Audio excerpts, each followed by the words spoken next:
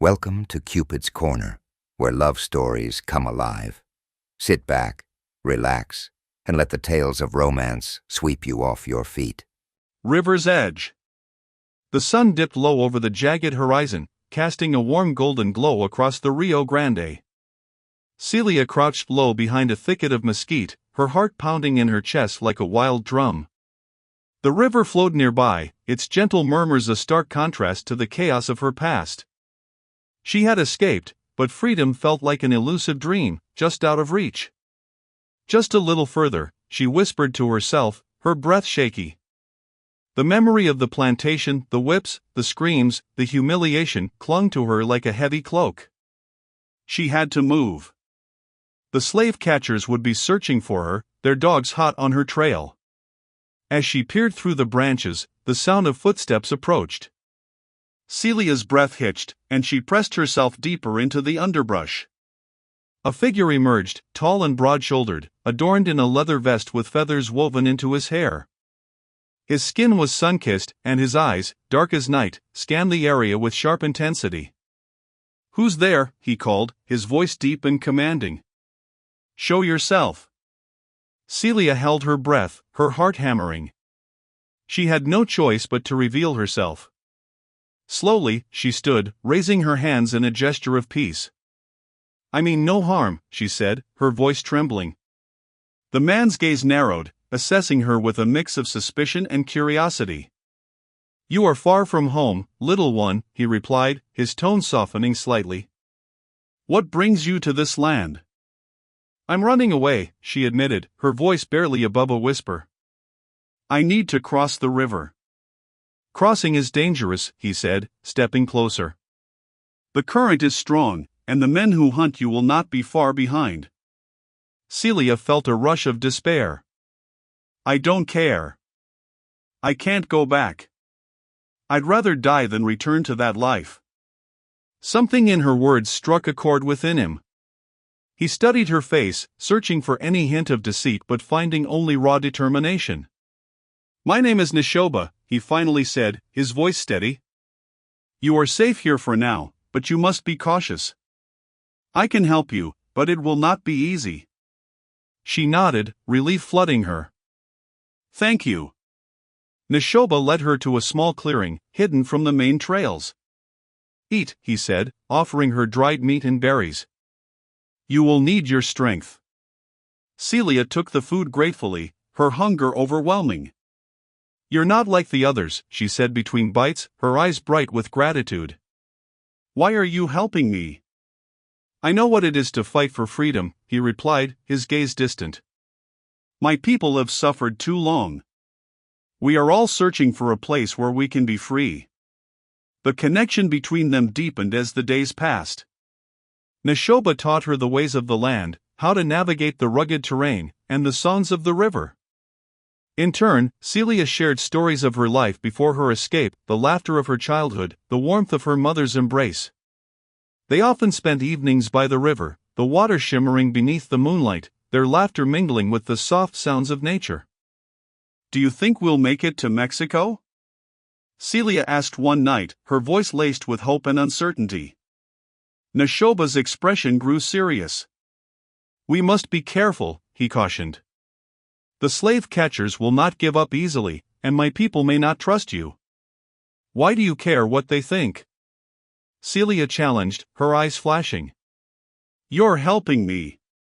"Because loyalty runs deep," he replied, his tone firm. "My tribe comes first.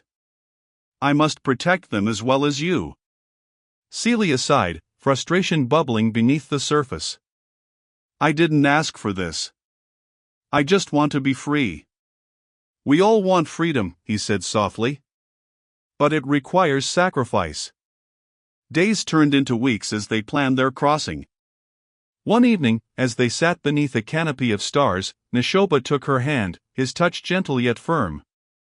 "Celia," he began, his voice low, "there is something I must say." "What is it?" she asked, her heart racing. "I feel drawn to you," he admitted, his eyes searching hers. "You are strong, and your spirit shines bright. I want to protect you, to keep you safe." Celia's breath caught in her throat. I feel the same way, she confessed, her cheeks warming. But how can we? Before she could finish, he leaned in, his lips brushing against hers. The kiss ignited something deep within her, a spark of passion that had long been buried. She melted against him, the world around them fading away. Celia, he murmured against her lips, and she responded with a soft moan, entwining her fingers in his hair. But the moment shattered like glass as the sound of barking dogs pierced the night air. Neshoba pulled away, his expression shifting to one of alarm. They've found you, he said, urgency lacing his words. Celia's heart sank. What do we do? We must move. Now. He grabbed her hand and pulled her to her feet, adrenaline surging through them both. They dashed through the underbrush, the sound of their pursuers growing closer. This way, Neshoba urged, leading her toward a narrow path that wound along the riverbank. Will we make it? Celia panted, fear gripping her heart. We will, he promised, though his voice held a note of uncertainty. Trust me. Suddenly, a shout rang out behind them. There she is. Don't let her get away. Celia stumbled, but Neshoba caught her, his grip firm. Keep going, he urged, his breath heavy with exertion. As they raced along the bank, the river surged beside them, its waters dark and turbulent. Celia glanced over her shoulder, panic rising. They're gaining on us. Neshoba's eyes darted around, searching for a way to escape. We must cross now, he decided, pulling her toward a shallow part of the river. Are you sure? She cried, dread pooling in her stomach. Do you want to go back? He shot back, urgency in his voice. No, she shouted, determination igniting within her. Let's go. They plunged into the water, the cold rushing around them like 1,000 knives. Celia gasped, the current tugging at her with fierce strength. Hold on to me. Neshoba shouted, his voice steady amidst the chaos. She grasped his arm tightly as they fought against the current. The water roared, splashing around them, but Neshoba's grip was unwavering. We're almost there, he urged, his muscles straining as they pushed through. With one final surge, they reached the opposite bank, collapsing onto the muddy ground, gasping for breath. The sounds of barking grew distant, and Celia's heart raced with a mix of fear and exhilaration. We made it, she panted, staring up at Neshoba, who looked equally breathless. Not yet, he said, glancing back toward the river. We need to keep moving. They stumbled to their feet, fear spurring them on as they forged deeper into the underbrush. Celia's heart swelled with gratitude for the man beside her. Thank you for saving me, she said, her voice earnest. I will always protect you, he replied, his gaze fierce. As they moved through the trees, the moonlight filtering down like silver threads, Celia's mind raced with possibilities. They could build a life here, away from the horrors they had known. The thought filled her with a warmth she had long forgotten. But their journey was far from over. As they reached a clearing, a group of Comanche warriors emerged from the shadows, their expressions wary. Neshoba stepped in front of Celia, his stance protective. Who is this? One of the warriors demanded, eyeing her with suspicion. This is Celia, Neshoba said firmly. She is not our enemy. We do not trust outsiders, another warrior warned, hands resting on their weapons.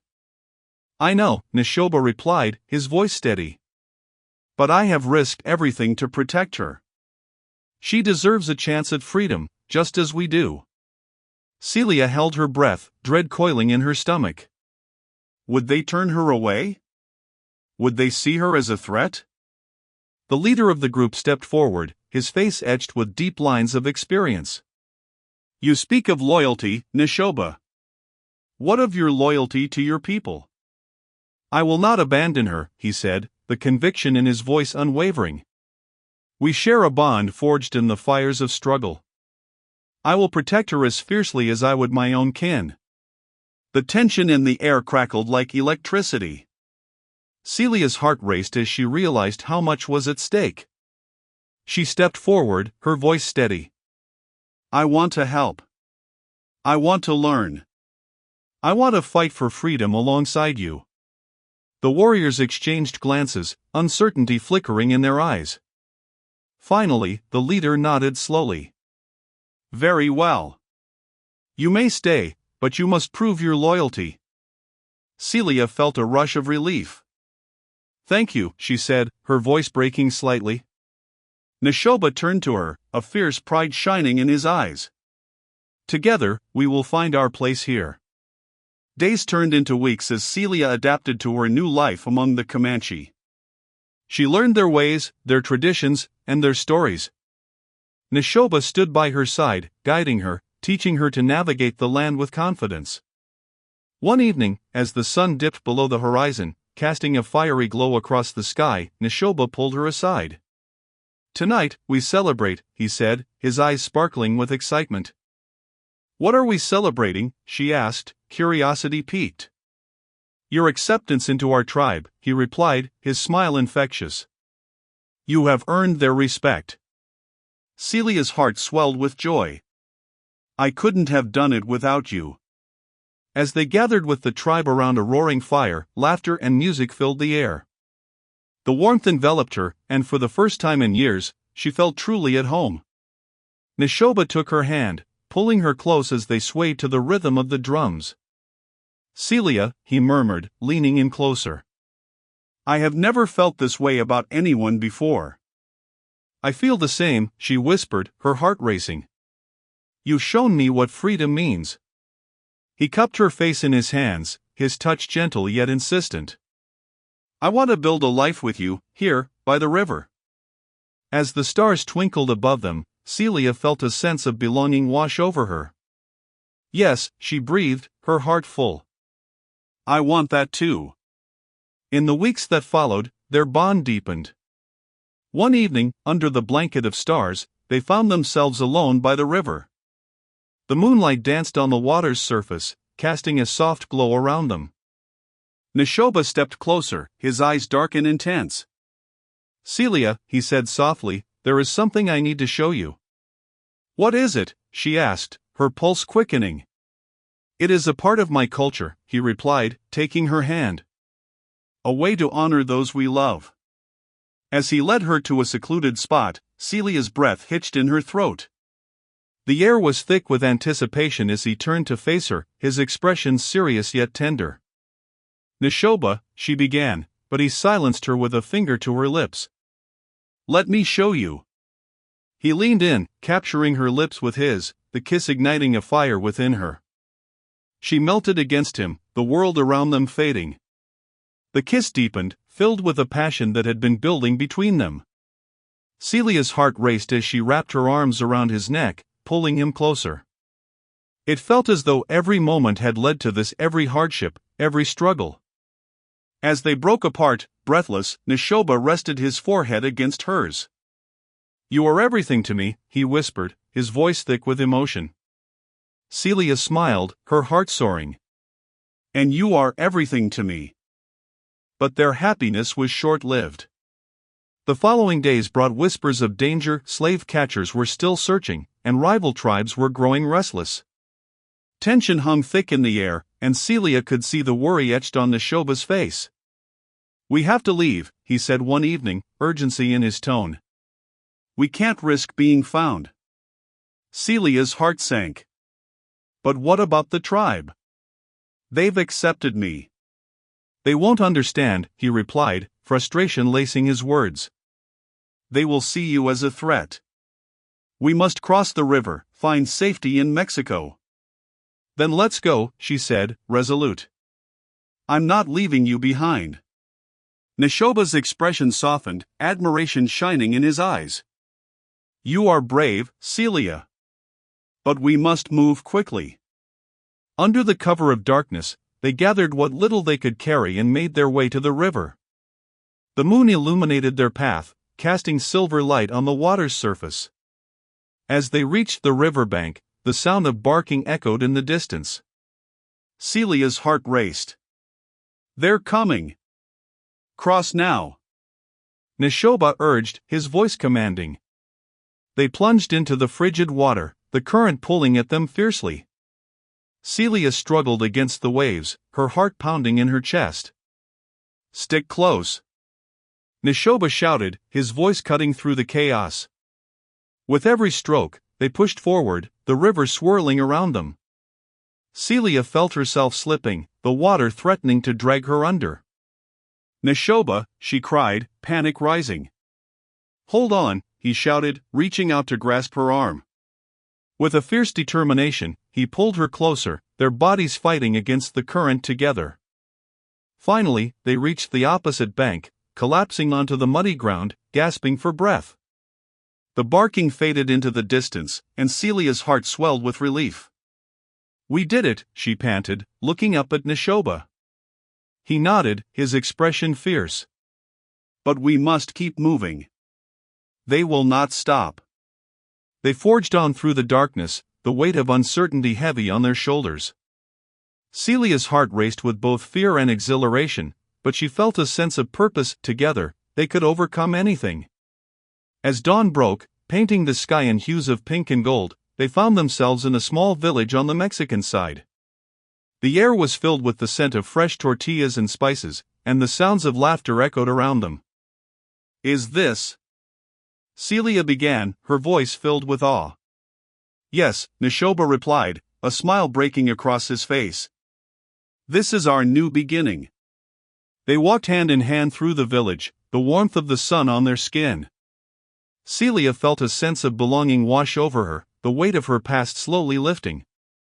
Here, they were free to build a life together, free to love without fear. As they settled near the river's edge, Celia looked up at Neshoba, her heart overflowing. "Thank you for everything," she said, her voice thick with emotion. He cupped her face, his gaze intense. "No, Celia. Thank you for daring to dream of freedom." With the river flowing beside them, they began to build their new life, side by side, heart to heart. And in that moment, under the vast expanse of the sky, they knew they had found the freedom they had both fought so hard for, a love that would endure against all odds. The end. Thank you for listening. Let's spread the love. Like, comment, share, and subscribe. Because everyone deserves a bit of romance.